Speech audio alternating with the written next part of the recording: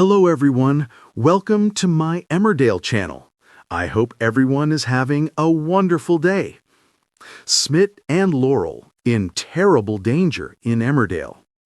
As Ray gets closer, Laurel Thomas finds herself drifting dangerously close to Ray Walter's dark world.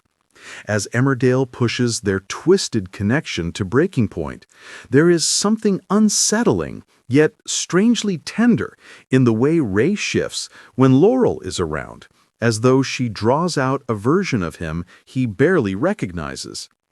I think this contrast is what makes the storyline so compelling. The brute who carries out his mother's bidding somehow transforms into a man searching for softness, craving a life that doesn't stink of fear and control. We've seen flickers of that humanity before. His reaction to discovering Anna had a daughter was one of the first cracks in his armor. And even the way April remains unharmed hints at a moral line he hasn't entirely surrendered. But the moment he chose to stay at Laurel's, patiently combing nits from her hair instead of returning to the farm, steeped in forced labor and quiet suffering, felt like a turning point. It was as if he let himself breathe for the first time. Around the Hyde waitress, Ray becomes someone else entirely.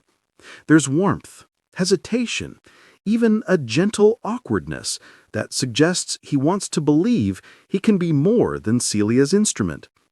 I think that vulnerability is genuine, but it's also dangerous because it masks everything he is still doing behind closed doors. Things take a sour turn when Nicola, ever the vigilant friend, digs into Ray's background and finds nothing. No posts, no pictures, no trace. In an era where even the most private people leave shadows online, that absence is deafening, and it plants the kind of suspicion that doesn't go away. She's moved naturally. Laurel has always led with empathy, and seeing him stripped back like that convinces her to give him another chance. Ray senses the wobble and responds with charm, crafting an almost childlike picnic for Laurel, letting her glimpse the frightened, neglected boy he once was. What she doesn't realize, what none of them do, is the gulf between the version of Ray she's falling for and the man still entangled in Celia's brutal operations. Laurel is entirely taken in. She sees hope. We see danger. Because while she remains oblivious to Ray's involvement in what happened and is still happening to April, Dylan, and Bear, Nicola isn't about to let the matter drop. I'm certain her persistent digging will rattle the wrong cage.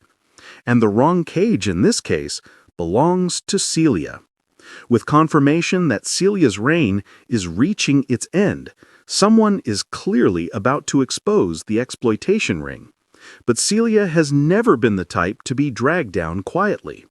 Anyone who tries to unpick her empire risks suffering the same fate as Anna.